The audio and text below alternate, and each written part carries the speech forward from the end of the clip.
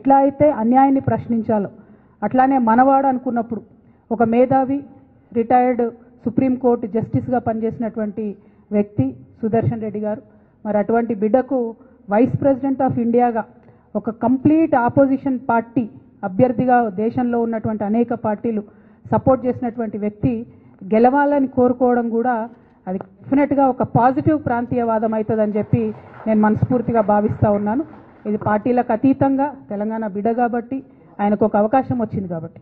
అంటే నేను ఒక వ్యక్తిని ఎప్పుడు జీవితంలో మర్చిపోలేను. శేషన్ గారు అని ఉండే, టిఎన్ శేషన్ గారు అని. ఆయన వచ్చేంత వరకు కూడా ఎవరికి అసలు భారతదేశంలో ఎలక్షన్ కమిషన్ అని ఒకటి ఉందని మా సామాన్య ప్రజలకు తెలియదు. కానీ ఆయన వచ్చిన తర్వాత ఆ పోస్టుకు వన్నే వచ్చింది. సుదర్శన్ రెడ్డి గారు కూడా గెలిస్తే డెఫినెట్గా వైస్ ప్రెసిడెంట్ పోస్టుకు కూడా వన్నే తెస్తారని నేను అనుకుంటున్నాను. ఎందుకంటే అనేక సందర్భాలు ఆయన చూసినాం, ఆయన ఇచ్చినటువంటి పాజిటివ్ తీర్పులు కానీ ఆయనకు ఉన్నటువంటి కాన్స్టిట్యూషనల్ ఎక్స్పర్టీస్ కానీ చూసినాం. అటువంటి అవకాశం వారికి వస్తే బాగుంటుందని చెప్పి మనస్ఫూర్తిగా నేను కోరుతా ఉన్నాను. అట్ ద సేమ్ టైం మరి తెలంగాణ జాగృతిలో కూడా మీరందరూ చూసినారు గత కొన్ని రోజులుగా జరుగుతున్నటువంటి పరిణామాలని మేమందరం కూడా అంతరంగంగా చర్చించుకుంటా ఉన్నాం. ఒక ఉన్నతమైనటువంటి ఆశయాలతో తెలంగాణలో అడుగేయాలనేటటువంటి ఆలోచనలో ఉన్నాం. ఉన్నతమైనటువంటి లక్ష్యంతో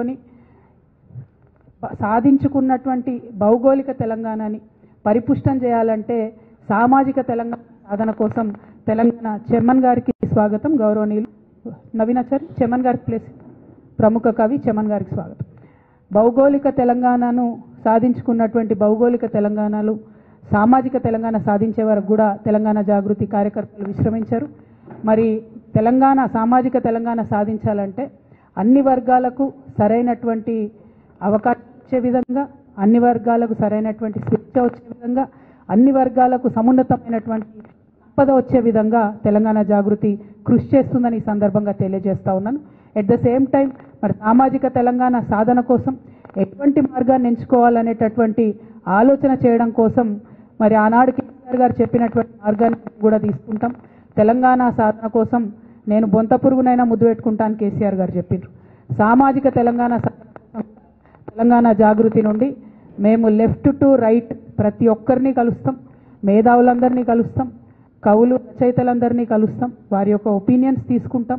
తెలంగాణలో కేసీఆర్ గారి హయాంలో జరిగినటువంటి మంచినంతటి కూడా మనం ఇంకా ఎట్లా తీసుకొని వెళ్ళగలుగుతాం, ఇంకా పరిపుష్టంగా ఎట్లా చేయగలుగుతాం, ఆనాడు చేయకుండా మిగిలిపోయినటువంటి కొన్ని పనులు ఎట్లా ఉన్నాయి, మళ్ళీ మూడోసారి కూర్చుంటే కేసీఆర్ గారు తప్పకుండా సామాజిక తెలంగాణ సాధనలో బలీయంగా కృషి చేసేవారని నేను నమ్ముతున్నాను. వారు అన్ఫార్చునేట్లీ అవకాశం రాలేదు కాబట్టి తెలంగాణ జాగృతి ఆ ఎజెండాను ముందుకు తీసుకుని వెళ్తుందని కూడా ఈ సందర్భంగా తెలియజేస్తూ, మరి కాళోజీ నారాయణరావు గారి జయంతి సందర్భంగా, చాకలైలమ్మ గారి వర్ధంతి సందర్భంగా ఆ మహోన్నతమైనటువంటి వీరులు ఇచ్చేటటువంటి ఆ స్ఫూర్తిని ముందుకు తీసుకెళ్లడానికి ఇక్కడికి వచ్చినటువంటి మిత్రులందరికీ కూడా మళ్ళొకసారి ధన్యవాదాలు తెలియజేస్తా ఉన్నాను. ప్రముఖ కవి చెమన్ గారు, అట్లానే ఉషారాణి మేడం గారు, ఇంకా అనేక మంది సాహిత్యమూర్తులు వస్తూ ఉన్నారు. వీరందరి ఒపీనియన్స్ కూడా తీసుకుంటాం. అల్టిమేట్గా ఒక మంచి సమాజం, అందరికీ అవకాశాలు ఉండేటటువంటి సమాజాన్ని నిర్మించడం కోసం మా వంతు కృషి చేస్తామని ఈ సందర్భంగా తెలియజేస్తా ఉన్నాను. Thank you. జై తెలంగాణ.